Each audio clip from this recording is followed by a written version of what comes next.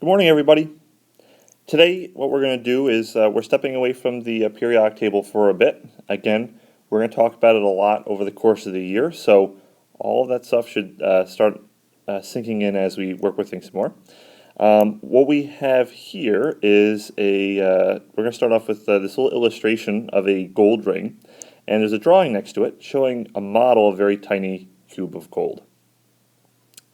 What I want us to do is, in your notebooks, I want you to answer a couple of questions, starting off real generally. And again, you don't have to write down the questions, you can just bullet it. But we're going to start off with, what do you think a scientific model is? It says the spheres in this model represent atoms. What do you think atoms are?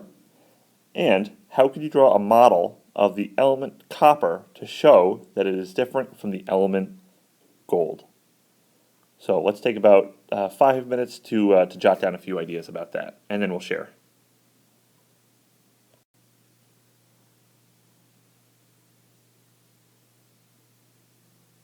Okay. Hopefully you guys have had some time to write down some ideas about this. I'd like to have a couple of folks volunteer their responses to these three questions. So just to hear what everybody else is thinking about this.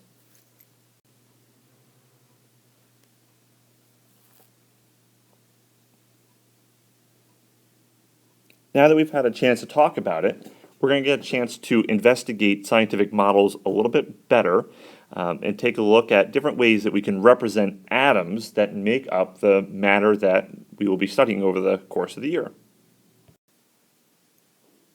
So coming around to you very shortly will be two pink papers. One initially will go out to everybody, which is a paper that has some evidence about what it is that atoms, what we believe atoms are. And it says atomic pudding, and we'll figure out a little bit of a story behind why it's called that. So we have evidence 1, evidence 2, evidence 3. What you guys are going to do is, in your small groups, is you're going to read a piece of evidence and jot down, answering a question, basically which of these two models represents an idea better, and you'll just explain why you think that. We're going to do that for evidence 1, 2, and 3. And then we're going to do some interpreting. We're going to take all of those ideas together on the back side of it and see if we can come up with some general patterns between that. To help us out, there's 5 major advancements that came into being on our understanding of what the atom is. And on the other pink sheet, we're going to give 1 out for each group, and it has the 5 models. They're called the nuclear model, solid sphere model, the proton model, the plum pudding model, and the solar system model. And we're going to try and think about maybe like what is the big idea behind these, you know, which one came first, and just see how the model has changed as time went on. At this point, you folks can get together with your group as long as you have the pink paper labeled atomic pudding. And as soon as you're with your group, you'll get the other pink paper with the 5 models listed on it, and you guys can get started. If there are questions, please write them down and leave them with Mr. Smith so that I can have a chance to look at them and hopefully address them in a video tomorrow.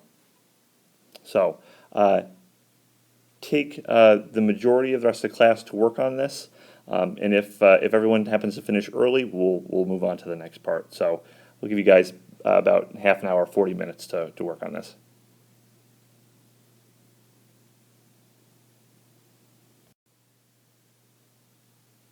Now that we've had the opportunity to look at these 5 models, what I'd like to do is see if you guys can figure out what order those models came into being.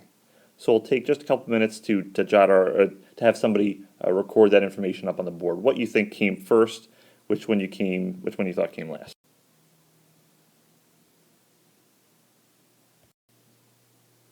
So let's check our answers. This is the order in which these models came into being. And if you notice, there are more than 5. I did insert a couple of others. So we see that Dalton came up with, he revitalized an old idea that matter was made up of these solid spheres. This is a model that actually had been dead for a couple thousand years and was finally brought up through some experiments that he did. We move on to Thomson's plum pudding model, the idea that we have a positive atom with these negative electrons that are kind of scattered about throughout it. So we've gone from just a kind of ordinary solid sphere, kind of like a billiard ball. We've now seen, well, it's a little bit more complicated than that. Overall, the atom has no charge, like you guys saw.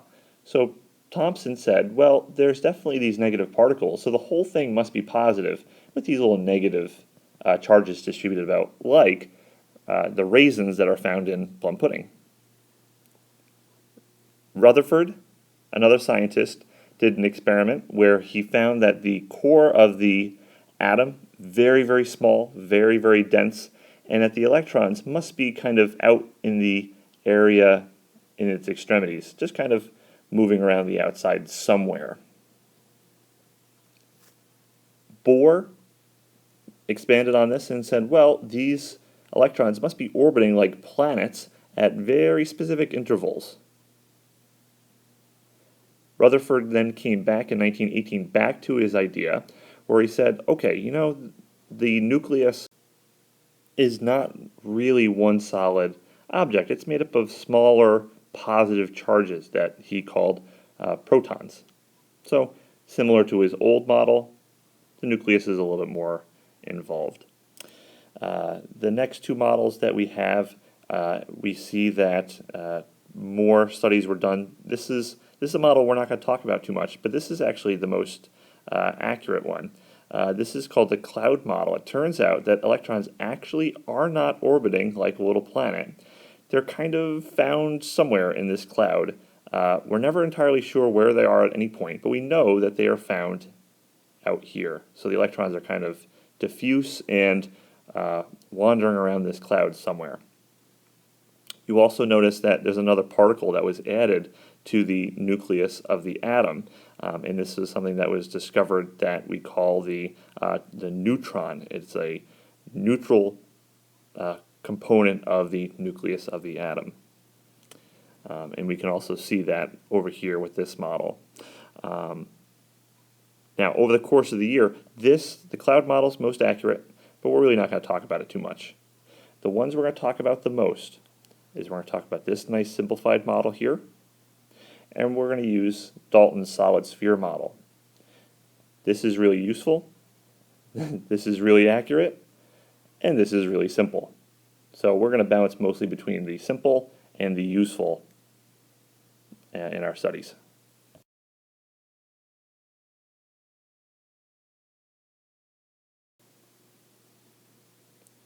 So here's what I want you guys to know. Atomic theory. This is the idea that everything in the world that is made up of matter, which is anything we can interact with, is made up of these tiny little things called atoms. It turns out that because of the number of electrons, which are negative, and the number of protons, which are positive, and the neutrons, which are neutral, so we don't really have to worry about the charge too much, that turns out that there's no net charge. So although we've got positive charges in here, for every one positive charge inside the nucleus, we have a negative charge on the outside. So what does that mean? An atom has no overall charge. That's a really important idea we're going to come back to.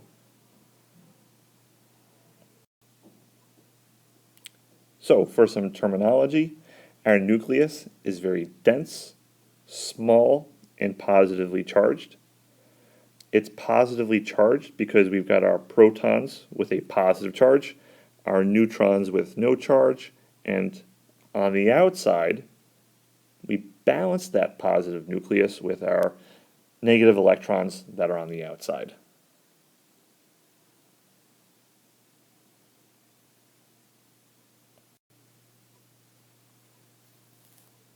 So that's actually going to wrap up our notes on this. Again, this is the basics about the atom that I want us to be familiar with. We're going to, again, build on this idea a lot. It'll start really kind of connecting as we work with it some more. And if there is time, I would like us to move on to just a real quick question where we can apply this idea a little bit.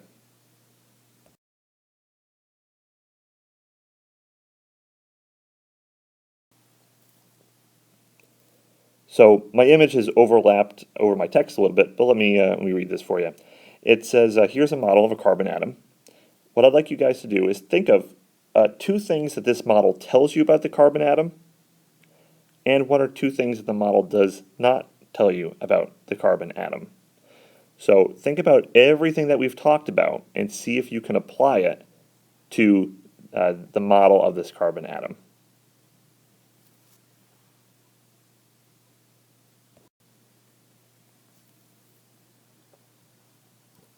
So to go over some of the things that you may have seen about this is not an exhaustive list, but it gives us an idea. You could say we could see the nucleus. You could say that we can see the protons, which I'm going to say are in red. Who's to say whether that is really the protons or not? But I'm going to say the protons are red. The neutrons, which I'm going to say are illustrated in gray, and our electrons. We can see where everything is. We can see the electrons orbiting around the outside. We can see the protons. We can see the neutrons. What the model really technically doesn't tell us, it doesn't tell us which ones are protons, which ones are neutrons. So there are some limitations to the model in that regard.